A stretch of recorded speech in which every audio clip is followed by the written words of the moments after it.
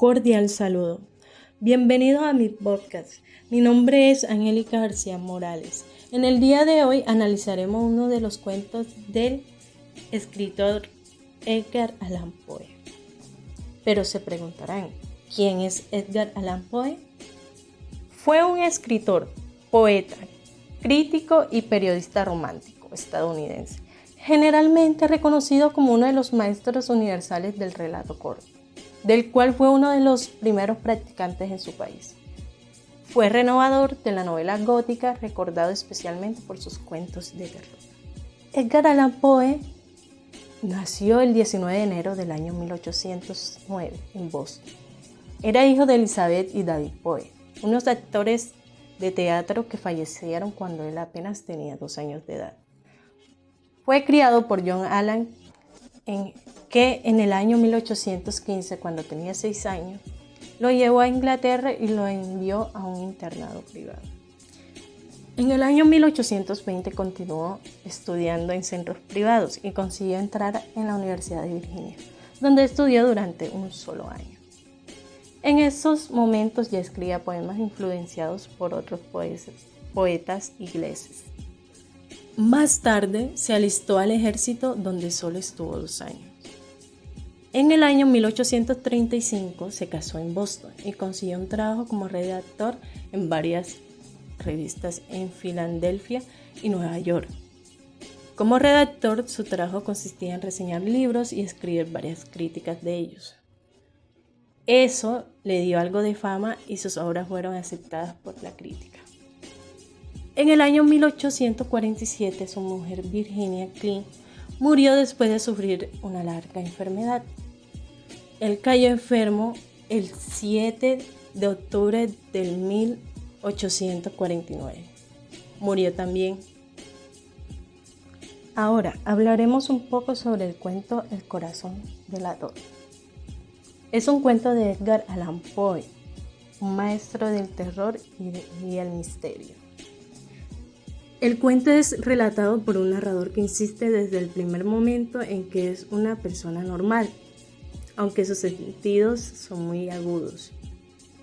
El anciano con el que él suele vivir tiene un ojo nublado y azulado, como si fuera un ojo de buitre.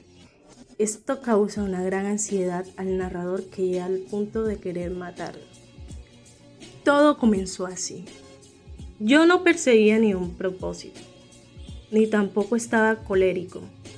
Quería mucho al viejo, jamás me había hecho nada malo, jamás me insultó. Su dinero no me interesaba, me parece que fue su ojo. Sí, eso fue. Tenía un ojo semejante al de un buitre, un ojo celeste y velado por una tela. Cada vez que lo clavaba en mí se me helaba la sangre, y así poco a poco, muy gradualmente, me fui decidiendo a matar al viejo y librarme de aquel ojo para siempre. Fui más amable con el viejo que la semana antes de matarlo. Todas las noches hacia las 12 hacía yo girar el picaporte de su puerta y la abría. Oh, tan suavemente. Y entonces, cuando la abertura era lo bastante grande para pasar la cabeza, levantaba una linterna sorda, cerrada, completamente cerrada, de manera que no se viera ninguna luz, y tras ella pasaba la cabeza. Esto lo hice durante 7 largas noches, cada noche a las 12, pero siempre encontré el ojo cerrado y por eso me era imposible cumplir mi obra. Porque no era el viejo quien me irritaba, sino el mal de ojo. Y por la mañana, apenas iniciando el día, entraba sin miedo en su habitación y le hablaba resueltamente, llamándolo por su nombre con voz cordial y preguntándole cómo había pasado la noche. Al llegar a la octava noche, procedí con mayor cautela que de costumbre al abrir la puerta. El minutero de un reloj se mueve con más rapidez de lo que se movía mi mano. Jamás antes de aquella noche había sentido el alcance de mis facultades, de mi sagacidad. Apenas lograba contener mi impresión de triunfo. Había ya pasado la cabeza y me disponía a abrir la linterna, cuando mi pulgar resbaló en el cierre metálico y el viejo se enderezó en el lecho gritando: ¿Quién está ahí? Permanecí inmóvil sin decir palabra. Durante 1 hora entera no moví un solo músculo y en todo ese tiempo no oí que volviera a tenderse en la cama. Me bastó un segundo para arrojarlo al suelo y echarle encima el pesado colchón. Sonreí alegremente al ver lo fácil que me había resultado todo. Pero durante varios minutos el corazón siguió latiendo con un sonido ahogado.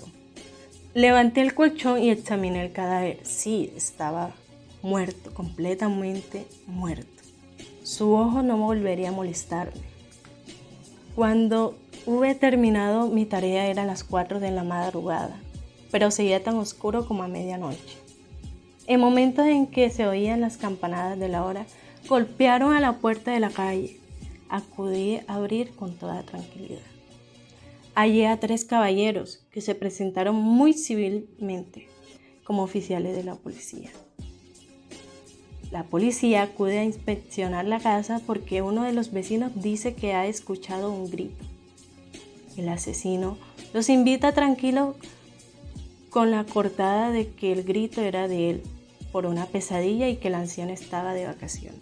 Me dolía la cabeza y creía percibir un zumbido en los oídos, pero los policías continuaban sentados y charlando. El zumbido se hizo más intenso, seguía resonando y era cada vez más intenso.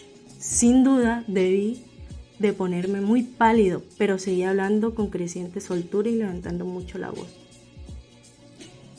El sonido aumentaba, sin embargo, los policías no habían oído nada.